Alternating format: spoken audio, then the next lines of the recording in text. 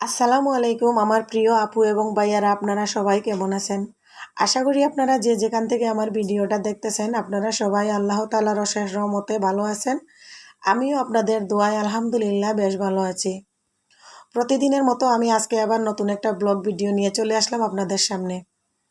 আপনারা যদি আমার ভিডিওটা দেখেন, প্লিজ আমার ভিডিও শেষ পর্যন্ত দেখবেন। আমার ভিডিওতে কোনো ভুল হইলে ভিডিওর প্রথমে বলে দিচ্ছি, ক্ষমা দৃষ্টিতে দেখবেন। আমি ঘুম থেকে ওঠার পরই ওয়ালিদের বাবা চলে আসছেন, কিছু বাজার নিয়ে আসছেন।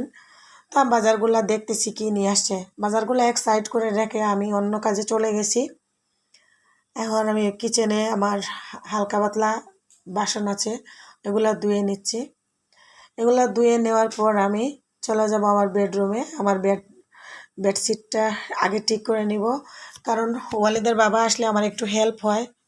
ওয়ালিদকে উনি নিয়ে ছাদে চলে গেছেন, এর ভিতরে আমি বিছানাটা ক্লিন করে নেব। আমার সবচেয়ে আসল কাজ হলো সকালবেলা বিছানা ঠিক করা। ওয়ালিদকে নিয়ে আমি বিছানা ঠিক করতে চাইলে ও এদিকে টানবে ওইদিকে ধরবে, খেলনাগুলো নামাইতে দিবে না, খুবই ডিস্টার্ব দেয়। এরকম একটা বাচ্চা সবার করে থাকলে কারো কোনো কাজ আমার মনে হয় না ভালোভাবে হবে। আমার বাচ্চাটা প্রচুর পরিমাণের দুষ্ট।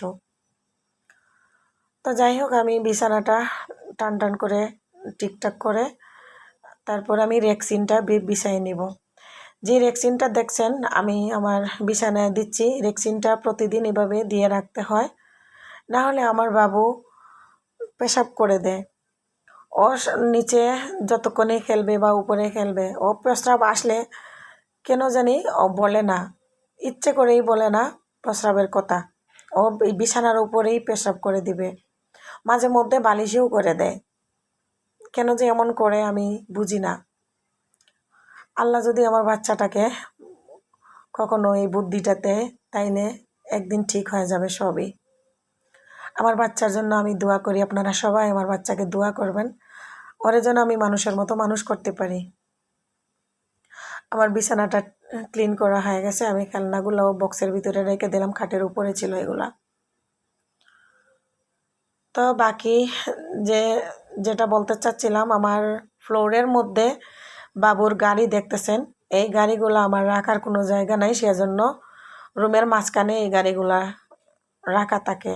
বাবু যখনই খেলে হয় খাটের উপরে উঠায় খেলে, না হয় এইখানেই নিচে এতটুক জায়গার মধ্যেই খেলাধুলা করে। আমার ড্রয়িং রুমেও তেমন কোনো জায়গা নাই।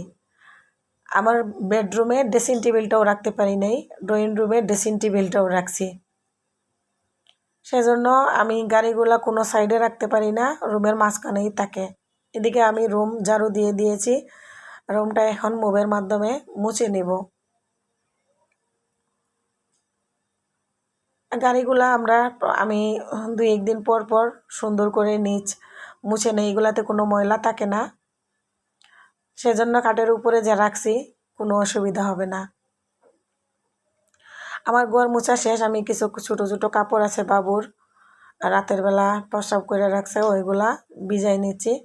এগুলো ভিজাই রেখে যাই, আমি অন্য কাজ সেরে নিব, তারপরে এসে ধুয়ে দিব। আমার কাপড় ভিজানো শেষ। আমি এখন চলে যাব কিচেনে। কিচেনে যে যে ডালগুলা নিয়ে আসছে, ডালগুলা সংরক্ষণ করার জন্য আমি কাচের বয়ামগুলো ধুয়ে নিচ্ছি। আমি এইগুলা বয়ামে ডাল, ছোলা, বুট, আমার শুকনা জিনিসগুলা এগুলাতেই রেখে দেই। এগুলাতে রাখলে অনেক ভালো ভালো থাকে, বেশি দিন থাকে এবং ছাতা ধরে না। এগুলা ধুয়ে মুছে আমি রোদে দিয়ে দিব, রোদে ভালো করে শুকায়ে তারপরে আরেকবার একটা শুকনো টাওয়ালের মাধ্যমে মুছে নিব। তারপরে আমি ডালগুলা ঢেলে রেখে দিব।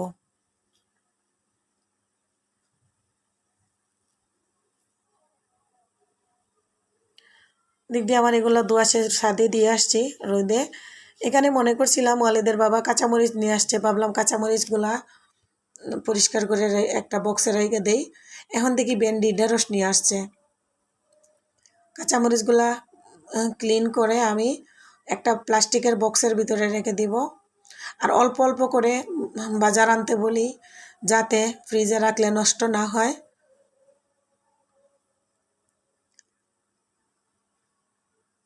কাঁচামরিচগুলোও ক্লিন করে নিয়েছি। এখন আমি আজকে 3 পদের ভর্তা বানাবো আর জালি কুমড়া রান্না করব। আমি ভর্তা বানাবার জন্য বেগুন কেটে নিচ্ছি আর কেটে নিচ্ছি ঢেঁড়স আর আলু। এগুলো আমি কেটে কুটে ধুয়ে পরিষ্কার করে একের ভিতরে 4টা হয়ে যাবে। আমি যখন ভয়েস দিচ্ছিলাম তখন আজান শুরু হয়ে গেছিল, তাই আমি স্টপ করে দিয়েছিলাম। তো একের ভিতরে আমি আজকে 4টা করে নিব। রাইস কুকারের উপরে আমি ভর্তাগুলা দিয়ে দিব, তাহলে ভাত এবং 3 পদের ভর্তার আইটেমগুলো সিদ্ধ হয়ে যাবে।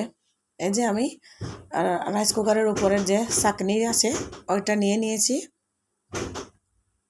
এটাতে ধুয়ে সুন্দর করে পরিষ্কার করে এগুলা 3টাই কেটে নিয়ে সুন্দর করে ধুয়ে নিয়ে এভাবে ভাতের উপরে দিয়ে দিব, 3 সাইডে 3টা। আর চালও ধুয়ে নিয়েছি আর রাইস কুকারে দিয়ে দিলাম। হতে থাক, একসঙ্গেই 4টা হয়ে যাবে। আমি এর মধ্যে বাকি কাজগুলো করে নিতে পারবো। ছাদে গিয়ে বয়ামগুলো নিয়ে আসছি। আমার বয়ামগুলোও ভালোভাবে শুকিয়ে গেছে, তারপরেও আমি একটা টাওয়ালের সাহায্যে আবার ভিতরটা মুছে নিচ্ছি, যাতে ছাতা পরে না যায় শুকনা জিনিসগুলো রাখলে।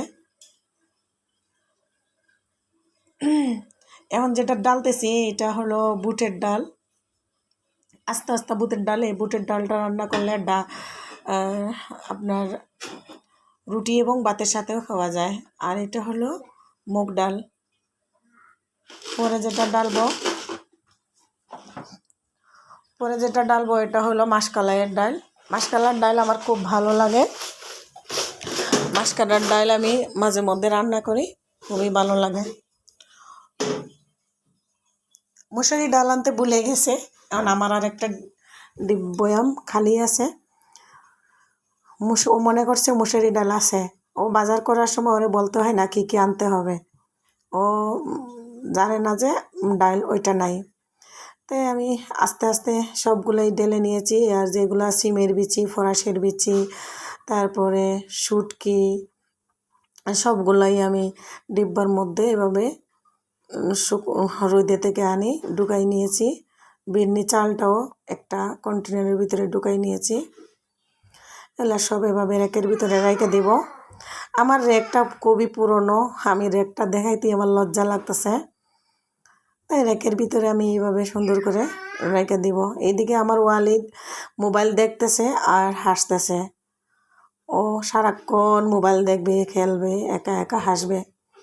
এগুলো করতে করতে আমি জালি কুমড়ার তরকারিটাও বসাই দিয়েছি, 2 চুলায় 2টা বসাইছি। আমার ভর্তার আইটেমগুলোও সিদ্ধ হয়ে গেছে ভাত হওয়ার সাথে সাথে। আমি ভর্তা রেডি করার জন্য একটা বাটনার সাহায্যে এই যে মরিচগুলা লবণ দিয়ে এভাবে টেলে নিচ্ছি। আমি মরিচ হাত দিয়ে টানলে আমার হাতে খুবই জ্বালা যন্ত্রণা করে, জ্বলে, তাই আমি হাত দিয়ে এগুলা মরিচ টানলাম না। আর পেঁয়াজগুলো যে এভাবে দেখছেন, পেঁয়াজগুলো আমি হালকা চুলার মধ্যে দিয়ে টেলে নিয়েছি, কারণ আমার অনেকগুলা ভর্তা হয়ে যাবে।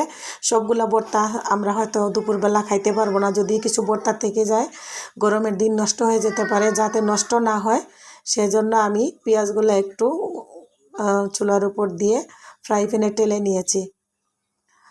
আলুগুলা কত সুন্দর সিদ্ধ হয়েছে, ডলা দেওয়া মাত্রই গলে একদম সুন্দর হয়ে সিদ্ধ হয়েছে, মাশাল্লাহ। আলু ভর্তা প্রথমে করে নিচ্ছি, তারপরে আস্তে আস্তে 3টা ভর্তাই আমি করে নিব।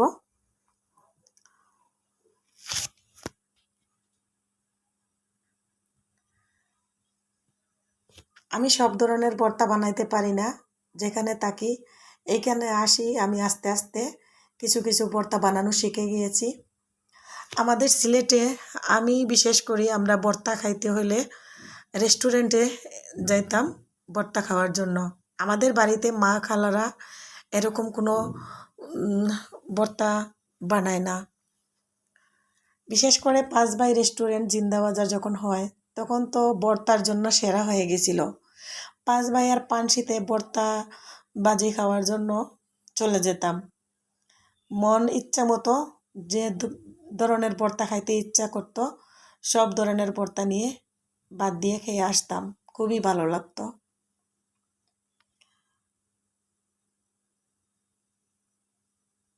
এগুলা ভেন্ডি বেশি লেটকাইলাম না, চটকাইলাম না, কারণ ভেন্ডি এমনিতেই পিছলা। হালকা একটু চটকাই নিয়েছি। শেষ হয়ে গেছে আমার ভর্তা বানানো। মাশাল্লাহ